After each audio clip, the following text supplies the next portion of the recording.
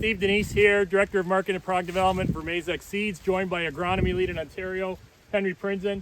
Henry, really interesting because, a lot of folks, as they're wrapping up harvest or even halfway through, you start thinking about what do we need to do for 2026.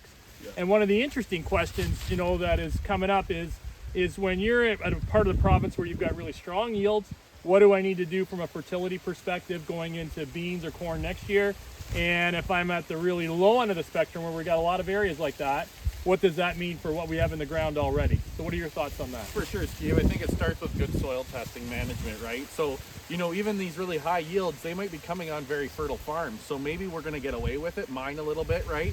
But in these fields where everything went right and historically they've been lower fertility, we got to keep in mind that instead of 200, we're 300. So we're 50% more consumption of nutrients than before. So, make sure before our beans, maybe we get some fall potash on with, we're looking at this corn trash here and you're going, wow, there's a lot of trash here. Maybe we can get some fall potash on, VT it in, because beans like fertility that's there, right? They like that.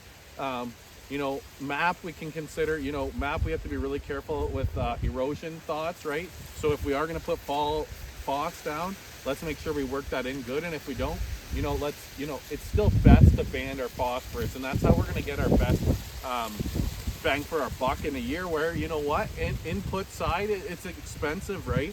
So if you're a strip tiller, you could fall band your phos then, but if you're doing fall strips, but if you're doing spring strips or you're a dry fertilizer guy, still best to use your phos in the spring, right? So bang for the buck, if we're looking at, should I be paying attention on soybeans or corn for next year? Am I better putting that potash down for soybeans and then using those dollars in the spring for my P&K? What's your thought? Yeah, I think it really depends, right? I think in the fall here, getting ready for soybeans, getting some potash on, getting ready, I think that's a great way. If you had a really good crop, you can go, spend some of that money on fall potash, get it in, get ready for beans, maybe do some trash management as well. But when we look at corn, right, or phos, I think best bet there is let's spend the money on the phos with the corn in front, help promote root development. And then we can't forget the guys that are on the opposite side of the spectrum with the low yields. Yep. Let's mine the soils.